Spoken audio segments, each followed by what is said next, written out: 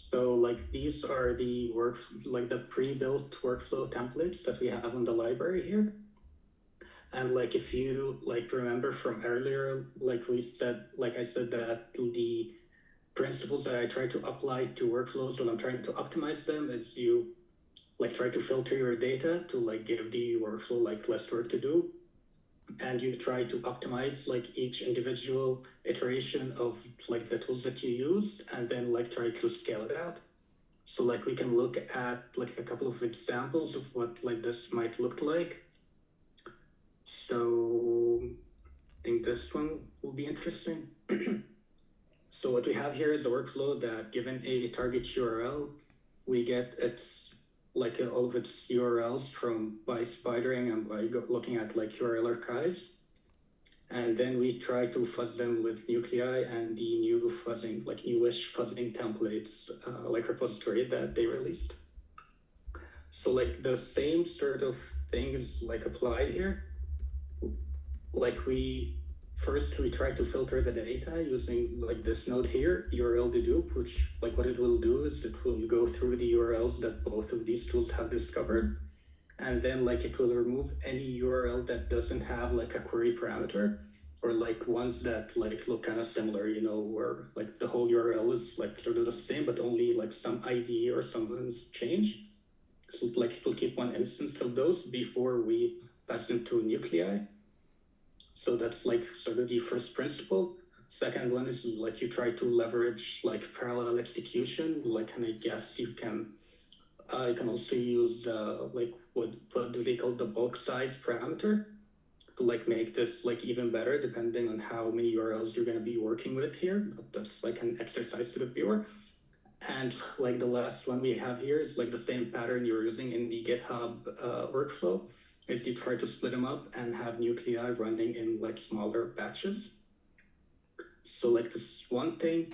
If we go back into the library, I think another one is this one. So we have a list of hosts, a list of like subdomains maybe. Like we have the same pattern here for batching.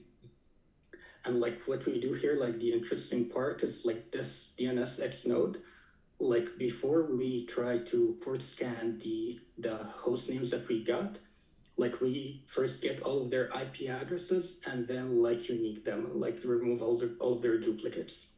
Because like what I've seen while running this like sort of workflow, like that when you like run it on a company that has like a huge infrastructure, a lot of their host names will actually resolve to the same IP addresses.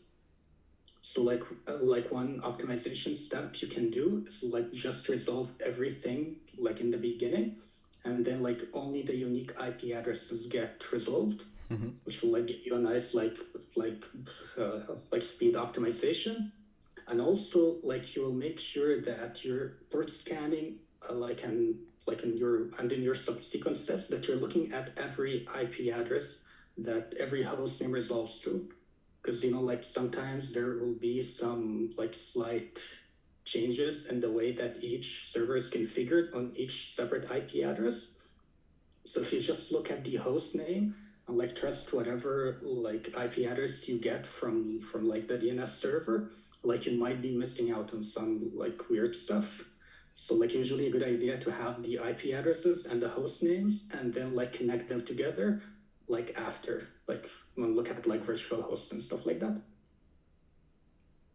And like the last one I guess we can look at like relatively new. It's like sort of a bonus tip is like you try to cache some of the results that you have. So like I think we kind of talked about something similar about if you have a workflow that enumerates subdomains, another that does port scans, you want to run the subdomain enumeration workflow more often than the port scan one, you can have them in separate workflows. Or like another thing you can do is like you can like save the output of one workflow to your file storage.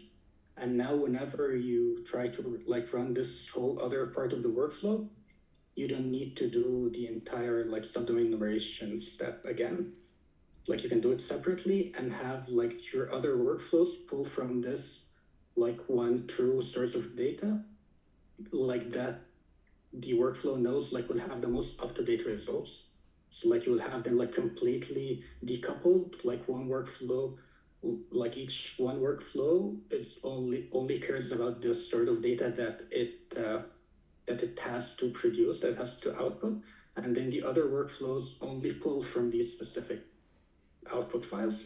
Would this make sense? Yeah, yeah, yeah. So yeah, like it does like a bunch of like subdomain enumeration here, and then we resolve DNS, get web servers, and everything into a zip file. Yeah. And also this switches to GitHub like the other one. Yeah, I think Uh, that's it. I love that you have put these notes explaining like each part of the workflow. It makes much more easy to understand what is happening in each part, man. Yeah. It's a really good idea. Like you Also, find here also some tips on how to like optimize some stuff, some inputs you might want to change where the wordless are, so that like you can add your own custom ones. Like definitely look at them. also, if I can ask you one last question before finalizing the stream, how people could get access to Trickest, because we haven't explained that yet. So like right now you can go to trickest.com and you can apply for access. So we have it here. And you can just like ask for access or ask to get a demo. And you'll have access to everything we looked at, the entire library, all of the tool integrations. And you can just like start using it. Like right here, taste.com, like use either of those.